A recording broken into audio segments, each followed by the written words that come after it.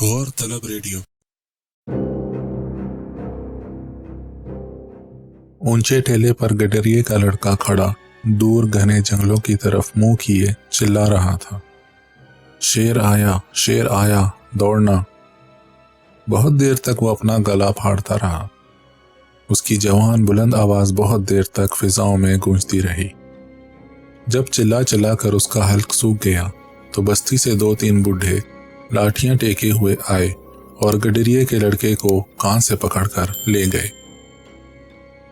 پنچایت بلائی گئی، بستی کے سارے عقل مند جمع ہوئے اور گڈریے کے لڑکے کا مقدمہ شروع ہوا۔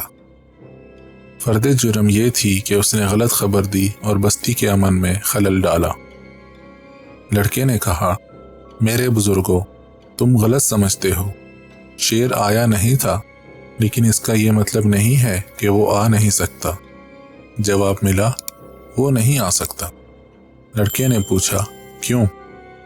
جواب ملا، محکمہ جنگلات کے افسر نے ہمیں چٹھی بھیجی تھی کہ شیر بڈھا ہو چکا ہے۔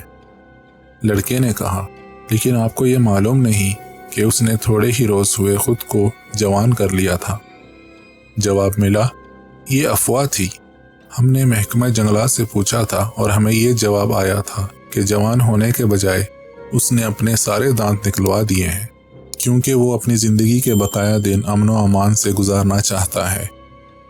لڑکے نے بڑے جوش کے ساتھ کہا، میرے بزرگوں، کیا یہ جواب جھوٹا نہیں ہو سکتا؟ سب نے بیک زبان ہو کر کہا، قطعاً نہیں، ہمیں محکمہ جنگلات کے افسر پر پورا بھروسہ ہے، اس لیے کہ وہ سچ بولنے کا حلف اٹھا چکا ہے۔ لڑکے نے پوچھا، کیا یہ حلف جھوٹا نہیں ہو سکتا؟ جواب ملا، ہرگز نہیں، تم سازشی ہو، 5th کالمسٹ ہو، کمیونسٹ ہو، غدار ہو، ترقی پسند ہو، سعادت حسن منٹو ہو۔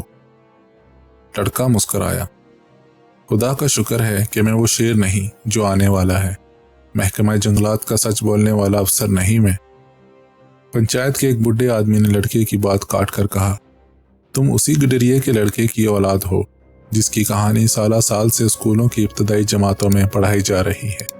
تمہارا حشر بھی وہی ہوگا جو اس کا ہوا تھا۔ شیر آئے گا اور تمہاری ہی تکہ بوٹی اڑا دے گا۔ گڈریے کا لڑکا مسکرایا، میں تو اس سے لڑوں گا، مجھے تو ہر گھڑی اس کے آنے کا کھٹکا لگا رہتا ہے۔ تم کیوں نہیں سمجھتے ہو کہ شیر آیا والی کہانی جو تم اپنے بچوں کو پڑھاتے ہو آج کی کہانی نہیں؟ آج کی کہانی میں تو شیر آیا کا مطلب یہ ہے کہ خبردار رہو، ہوشیار رہو۔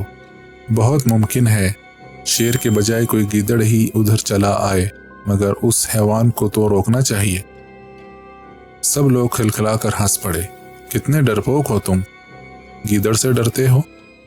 گڈریے کے لڑکے نے کہا، میں شیر اور گیدڑ دونوں سے نہیں ڈرتا، لیکن ان کی حیوانیت سے البتہ ضرور خائف رہتا ہوں، اور اس حیوانیت کا مقابلہ کرنے کے لیے خود کو ہمیشہ تیار رکھتا ہوں۔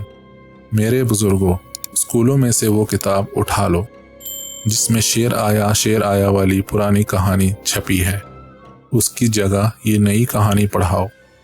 ایک بڈھے نے کھانستے کھنکارتے ہوئے کہا، یہ لونڈا ہمیں گمراہ کرنا چاہتا ہے، یہ ہمیں راہ مستقیم سے ہٹانا چاہتا ہے۔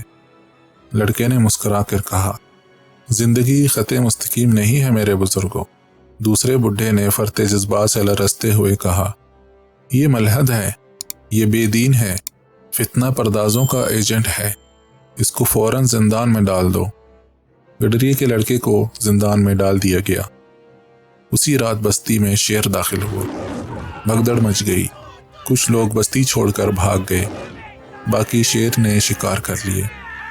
مونچھوں کے ساتھ لگا ہوا خون چوستا جب شیر زندان کے پاس سے گزرا تو اس نے مضبوط آہنی سلاخوں کے پیچھے گڈریے کے لڑکے کو دیکھا اور دانت پیس کر رہ گیا۔ گڈریے کا لڑکا مسکرایا، دوست، یہ میرے بزرگوں کی غلطی ہے، ورنہ تم میرے لہو کا ذائقہ بھی چکھ لیتے۔